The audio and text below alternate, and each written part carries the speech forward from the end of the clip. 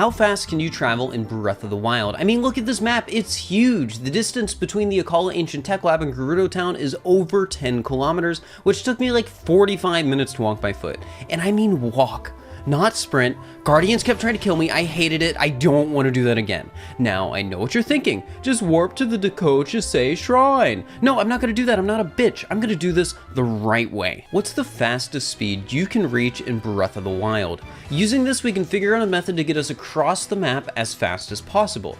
To help, I installed a mod by IT&T Piston that shows Link's coordinate position on the map. Using it, I can run down a path, take the distance between 2 points, divide it by the time it took, and bam, we can figure out that Link sprints at about 30 kilometers per hour. But even with just Link, we can travel faster than that. If we cook 4 Fleet Lotus Seeds with a shard of Ferocious Horn, we get a 30-minute level 3 speed boost. This buffs our movement speed up to 38 kilometers per hour or 23.6 miles per hour. This is just about as fast as we can go with Link on his own. Trying the trek to Gerudo Village using this method took me about 23.5 minutes, which is better, but it still kinda sucks. We're gonna need something faster than Link, so let's try some mounts. I've got this nice horse here and it travels a mean 31.5 kilometers per hour, which is slower than Link.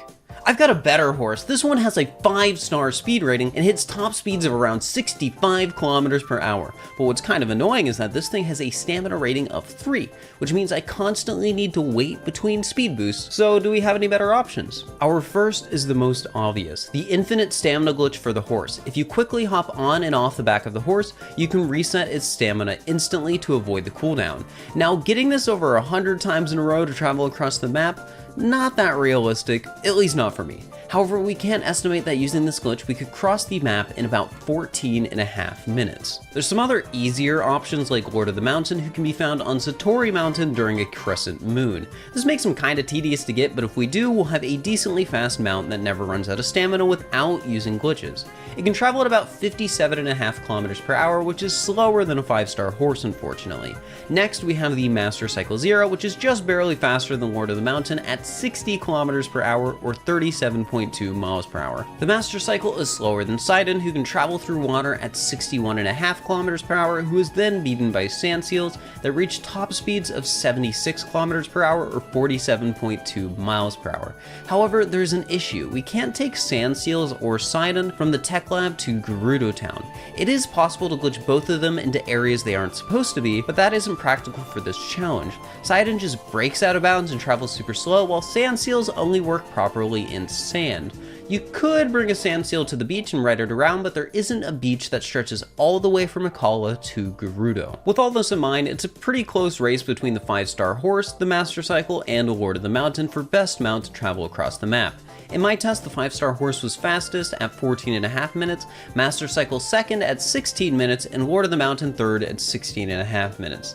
The only major downside with all 3 of these mounts is that none of them can actually enter Gerudo Desert, meaning the last kilometer on any mount will be losing a little bit of time. Another thing I thought to try was shield surfing, but that has its own issues. You're actually able to reach speeds as fast as 64 kilometers per hour while going down steep hills with a slick shield, which is pretty fast. And I mean, there are plenty of hills along the way to Gerudo Town, but we aren't going to be reaching that speed consistently on a realistic route. I do an attempt with a focus on shield surfing down hills and running everywhere else, but there just is no way that's going to be faster than a horse.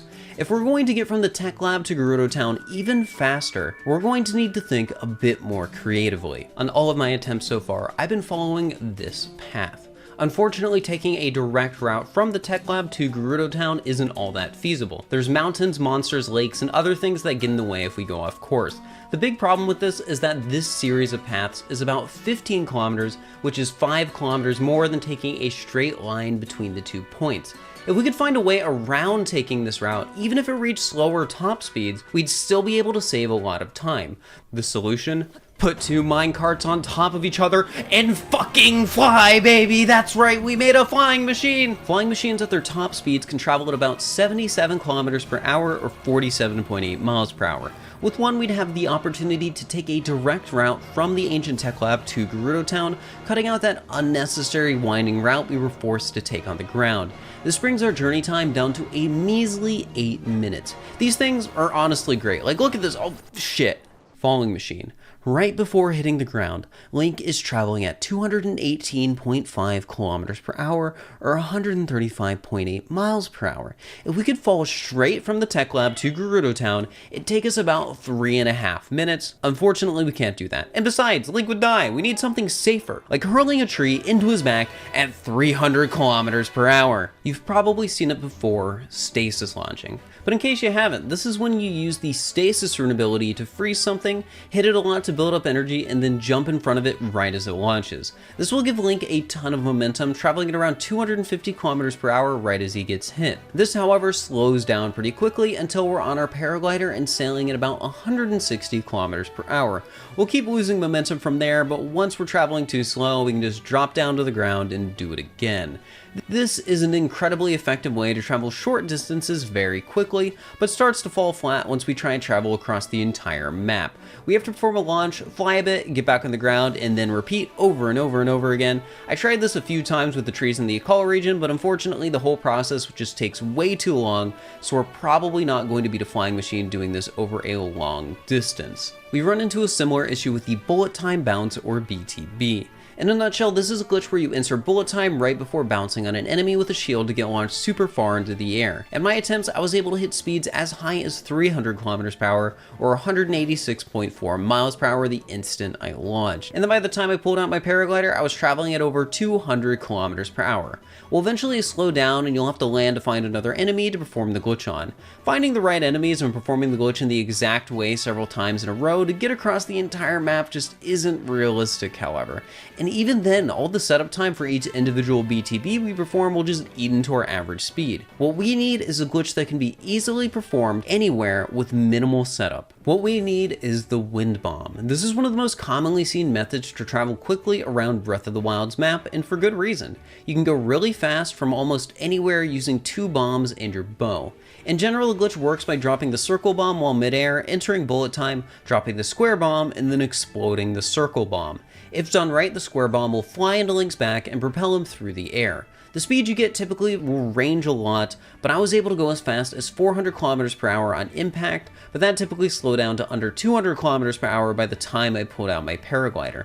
You can actually maintain more of your speed pulling out the paraglider by doing something called a super launch. In a nutshell, if you pull out the paraglider on a lag frame, which you can sometimes do by spamming the rune quick menu, pausing the game, and pulling it out the frame you unpause, Link will maintain more of his speeds into the paraglide.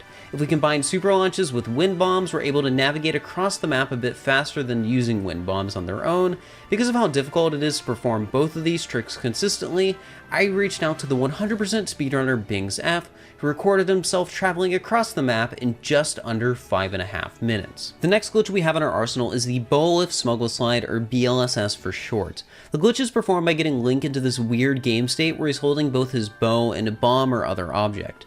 Next, we walk off a ledge that has a specific step-up animation. This causes Link to fly through the air and lets us pick up a ton of speed by wiggling the joystick. Doing this glitch, I was able to reach a max speed of 250 kilometers per hour, 155.3 miles per hour. However, more talented players have recorded speeds as fast as 379 kilometers per hour. If we want to cross the entire map using this glitch, we need to think a bit creatively. If we take the direct route towards South Akala's stable, we don't have enough height to pass the ridge. So instead, we can travel this way over the Akala Parade Ground ruins to make it to the center of the map. Once we're near Gerudo Desert, we have to navigate a specific way through the canyon to eventually reach the desert, and then finally Gerudo Town. Since I'm not the best at performing this glitch, I again reached out to Bings, who was able to get a full clip of him flying Link across the entire map in only 3 minutes. Honestly, go follow his Twitch channel. He's a big reason this video is possible. Also, subscribe here to make the hundreds of kilometers I traveled for this video worth something. Thanks. I'd be satisfied with this as an ending, but while doing research, I found one more glitch that I think can get us across the entire map faster than a BLSS.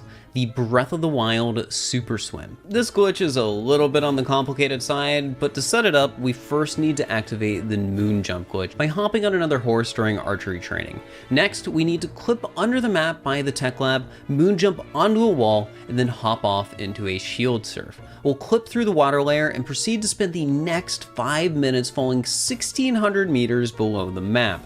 Once that's done, we can cancel the shield surf, moon jump, and then hold the opposite direction of where we want to go on the joystick. With this glitch, I was able to hit top speeds of 380 kilometers per hour or 236.1 miles per hour, and this was consistent. Unlike the other glitches where we'd slowly lose momentum, in this glitch we'd gain speed until hitting the cap somewhere around that mark. The only thing that got in the way was the constant freezing the game needed to load the map.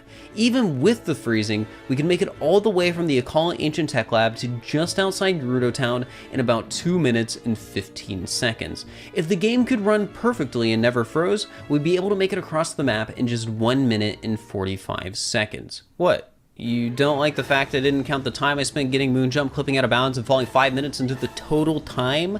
Yeah, well, I also didn't include the time it took me to bring the minecart from Death Mountain over to the Tech Lab, or the time it took me to bring the Lord of the Mountain from Satori Mountain over to the lab, get halfway across the map, get shot by a guardian to the mount, disappeared. Then I went through the whole process to go over to the mountain again and got shot by a guardian a second time while bringing it to the Tech Lab, and then on the third time I finally made it all the way from the Tech Lab to the desert, and holy fuck, I hate guardians now.